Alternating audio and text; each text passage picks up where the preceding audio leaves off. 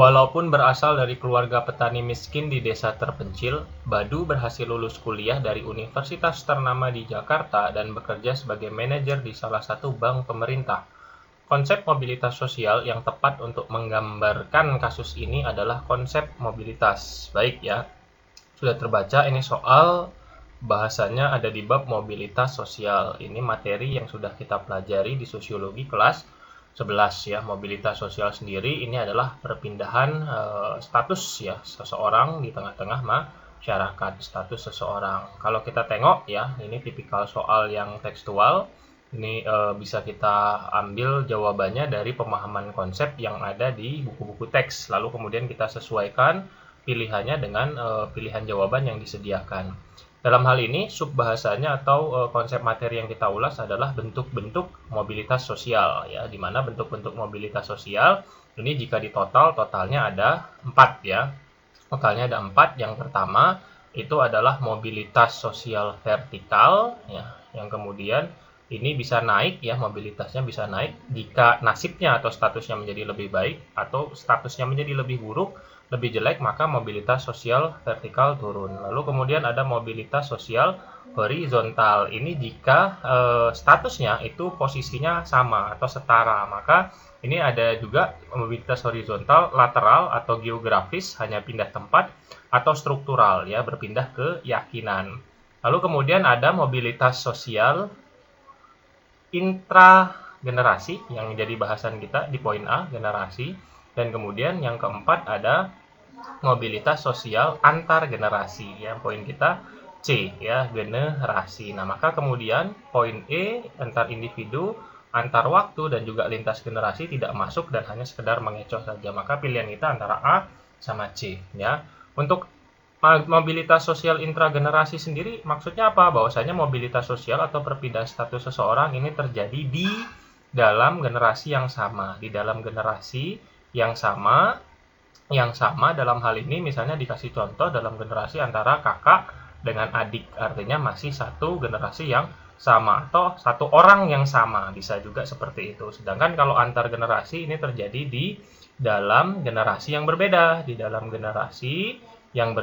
misalnya antara ayah dan anak, cucu dan kakek, dan seterusnya ya, jadi dia berbeda. Maka tinggal dicermati saja, kita kembalikan lagi ke soal, walaupun berasal dari keluarga petani, Badu berhasil lulus. Maka kemudian menggambarkan kasus ini, kasusnya Badu, namun dia berasal dari keluarga petani miskin. Maka kemudian menunjukkan adanya konsep antar generasi, karena menunjukkan ada keluarga sebelumnya. Maka jawabannya adalah C, karena berasal dari dua generasi yang berbeda.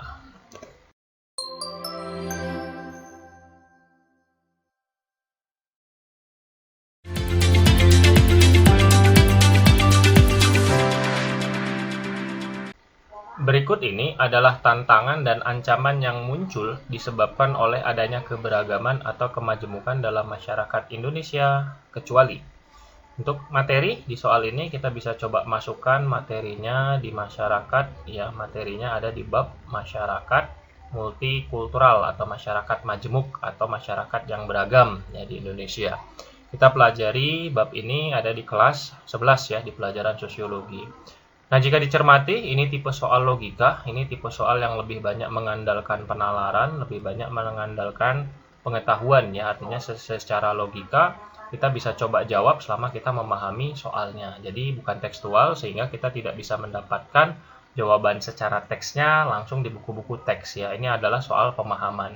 Namun bukan berarti tidak ada konsepnya. Konsepnya ini sebenarnya sederhana saja, bahwasanya di antara masyarakat yang beragam di Indonesia ini memiliki tantangan untuk bisa mewujudkan keberagaman di tengah-tengah masyarakat, terutama ada dua ya, yang ada dua atau kemudian sering juga disebut dalam sosiologi disebut sebagai faktor penghambat ya, faktor yang menghambat munculnya atau bersatunya masyarakat yang beraneka ragam di Indonesia. Yang pertama itu adalah sifat atau kemudian rasa etnosentrisme. Ini yang paling sering dipakai. Apa itu etnosentrisme? Etnosentrisme adalah menganggap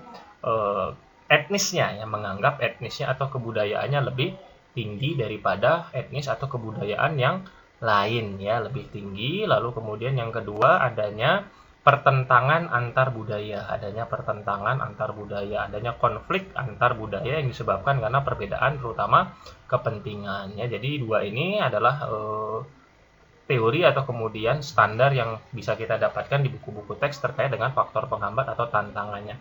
Nah, maka kemudian akan muncul berbagai macam tantangan, namun dengan redaksi-redaksi yang berbeda, tinggal kita pahami saja satu persatu. Maka coba dilihat yang bukan, karena dia kecuali, yang bukan merupakan sebuah tantangan adalah bisa dijawab C. Kenapa C? Karena jelas di sini tertulis akulturasi budaya, di mana akulturasi itu adalah persatuan budaya yang berbeda yang kemudian akan mewujudkan budaya yang baru. Ya, maka kemudian dengan adanya persatuan budaya justru itu adalah sebuah potensi atau sebuah faktor yang dapat mempercepat terwujudnya masyarakat majemuk atau masyarakat beraneka ragam. Ini jika dibandingkan dengan pilihan yang lain, misalnya A, munculnya prasangka, ini jelas nanti akan merupakan menjadi sebuah tantangan dan ancaman. Lalu kemudian adanya persaingan dan kompetisi dalam penguasaan sumber daya, jelas adanya dominasi atau penguasaan mayoritas terhadap minoritas bidang politik dan ekonomi. Lalu kemudian adanya praktek diskriminasi. Diskriminasi ini semacam pilih kasih atau kemudian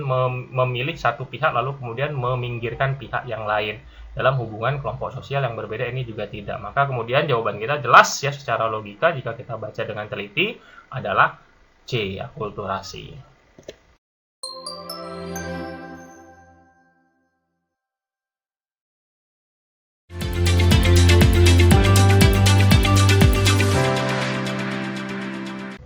Hubungan antara kelompok buruh dan pengusaha Indonesia tidak selalu harmonis. Terkadang muncul konflik yang berujung pada tindakan kekerasan atau perusakan. Konflik antara kaum buruh dan pengusaha ini dikategorikan sebagai konflik. Baik ya, ini sudah jelas materinya, kita cerita tentang bab konflik sosial. Ini adalah materi yang kita pelajari di kelas 11 ya. Ini subbahasanya adalah subbahasan tentang jenis-jenis atau bentuk-bentuk konflik ya. Secara umum, kalau kita bicara soal ini, bentuk-bentuk konflik, kalau kita bicara secara umum, bentuk soal ini adalah soal tekstual, soal hafalan. Kenapa? Karena kita cerita tentang bentuk-bentuk konflik. Artinya apa? Kita harus bisa mengetahui dan memahami ataupun menghafal pilihan-pilihan jawaban yang disediakan gitu kan. Kita harus tahu apakah masing-masing atau 5 pilihan ini termasuk dalam bentuk-bentuk konflik atau tidak ya. Nah, karena dia soalnya agak tekstual, maka kemudian kita harus memahami bentuk-bentuk konflik, dan bentuk-bentuk konflik ini jika ditotalkan ini ada puluhan ya, ada puluhan atau minimal ada belasan karena di berbagai buku berbeda-beda. Misal contoh yang paling populer itu adalah adanya misalnya konflik vertikal, lalu kemudian konflik horizontal, lalu kemudian ada lagi konflik rasial, ada konflik rasial, lalu kemudian ada konflik kepentingan, lalu kemudian ada konflik dengan isu kemudian gender dan seterusnya. Jadi ada berbagai macam jenis-jenis konflik yang kemudian jika dilihat berdasarkan kriteria-kriterianya ini mungkin bisa sampai belasan atau bahkan puluhan konflik. Artinya apa? Kita cukup fokus saja pada beberapa pilihan yang disediakan dalam pilihan jawaban di soal. Nah, dari semua pilihan ini kita tidak menemukan secara tekstual atau di dalam kelas-kelas kita atau dalam literatur-literatur yang lain itu adalah konflik oposisional, ini tidak ada secara konseptual di sosiologi. Konflik lateral juga tidak ada, yang ada adalah konflik laten yang nanti juga berteman atau berhubungan dengan konflik manifest istilah lainnya. Ini ada, namun kalau lateral tidak ya, kurang lebih seperti itu. Konflik eksploitasional juga tidak ada ya. Kalau mengeksploitasi konflik ada gitu kan, tapi kalau eksploitasional nggak ada.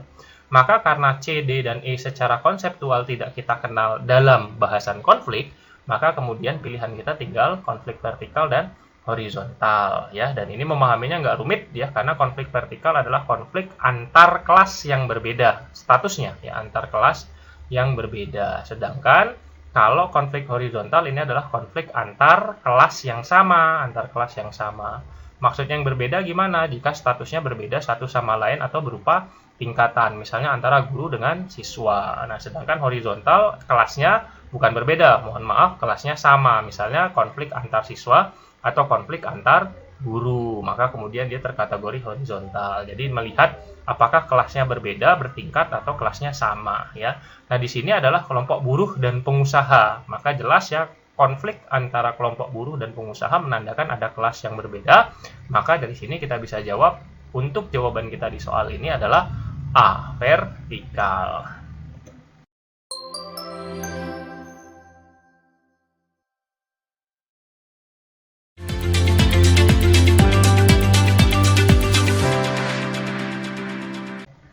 Salah satu faktor pendorong terjadinya perubahan sosial yang datang dari dalam masyarakat itu sendiri adalah, baik ya, untuk soal ini bisa kita coba masukkan materinya, klasifikasinya dalam bab perubahan sosial ya. Ini adalah bab di sosiologi yang kita pelajari waktu di kelas 12 ya. Nah, jika dicermati ini tipe soalnya adalah tipe soal tekstual ya, tipe soal hafalan, artinya teks-teks untuk jawabannya bisa kita temukan di buku-buku pelajaran kita ya, kurang lebih seperti itu. Baik, tinggal kita pahami saja untuk subbahasanya sendiri. Ini adalah subbahasanya kita cerita tentang faktor pendorong ya, faktor pendorong terjadinya perubahan sosial atau faktor pendorong perubahan sosial.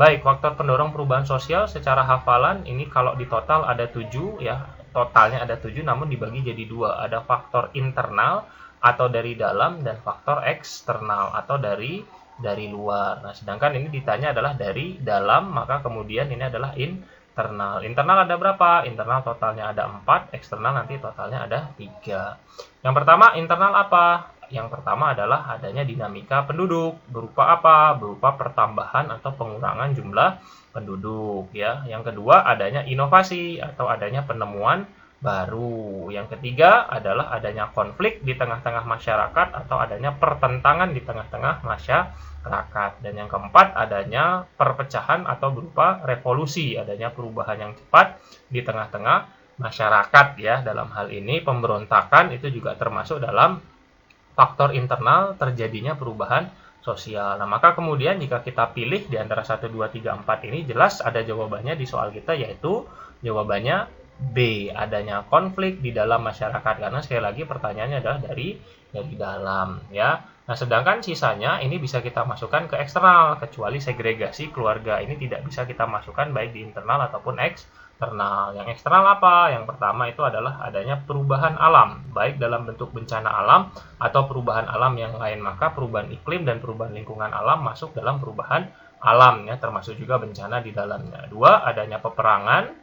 Dan yang ketiga, adanya kontak dengan budaya luar atau pengaruh budaya lain yang ada di pilihan A, kontak dengan budaya luar. Maka sekali lagi, untuk jawaban kita di soal ini adalah B, adanya konflik di dalam masyarakat.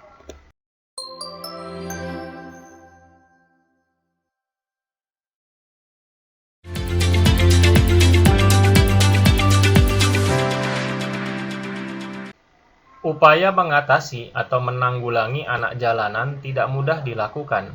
Mereka senang di jalan karena mereka mendapatkan uang. Tim sosiologi bermaksud melakukan penelitian dengan teknik pengamatan terlibat atau participan observation. Sebab participan observation merupakan teknik pengumpulan data dengan pendekatan kuantitatif. Baik ya, untuk soal ini kita bisa klasifikasikan ke dalam bab penelitian sosial ya. Ini adalah bab yang di sosiologi kita pelajari waktu di kelas 10 ya. Ini soal sedikit banyak agak tekstual, kita sedikit banyak juga harus memahami konsepnya ya secara umum dengan redaksi yang diubah dalam bentuk soal. Mudah-mudahan bisa kita coba sama-sama pahami. Yang jelas ini subbahasanya tentang adalah metode dalam mendapatkan data. Metode mendapatkan data. Nah, metode mendapatkan data secara materi ada berapa yang perlu kita pahami dan hafal. Yang pertama, ada metode angket atau kuesioner ya, dengan cara kita menyebar daftar-daftar pertanyaan. Lalu kemudian yang kedua ada wawancara, yaitu tatap muka ya, wawancara. Lalu kemudian yang ketiga ada FGD atau focus group discussion, melakukan diskusi terpusat dengan jumlah orang yang tidak terlalu banyak. Lalu kemudian yang keempat ada studi dokumen atau studi dokumentasi atau studi pustaka ya, di mana kita kemudian mengakses berbagai macam pustaka-pustaka atau dokumen-dokumen secara tertulis. Dan yang kelima yang jadi bahasan kita kali ini adalah observasi. Apa itu observasi? Observasi itu adalah ketika kita terjun ke tengah-tengah masyarakat, terjun langsung ke masyarakat ya, ke masyarakat. Atau kita bisa juga terjemahkan ini observasi itu sebagai pengamatan langsung.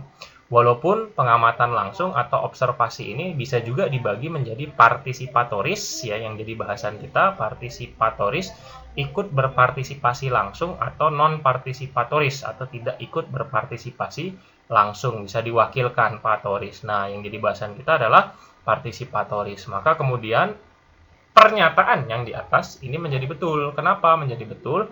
Karena tim sosiologi bermaksud untuk melakukan penelitian dengan teknik mengamati langsung ya. Kenapa mengamati langsung dengan secara terlibat? Karena yang dilihat adalah anak jalanan. Dari situ kita bisa tahu mereka senang mendapatkan uang, senang ada di jalan karena mereka lebih mudah mendapatkan uang. Tahu dari mana? Karena kita sudah mengamati secara langsung dengan terlibat ya. Dalam hal ini partisipan observatori sampai di sini betul. Namun alasan salah. Kenapa alasan salah? Karena pada dasarnya observasi atau partisipan observatori itu pada dasarnya adalah pengumpulan data bukan dengan kuantitatif tapi dengan kualitatif. Karena hasil yang keluar adalah berupa kalimat-kalimat, bukan angka-angka ya, bukan angka-angka.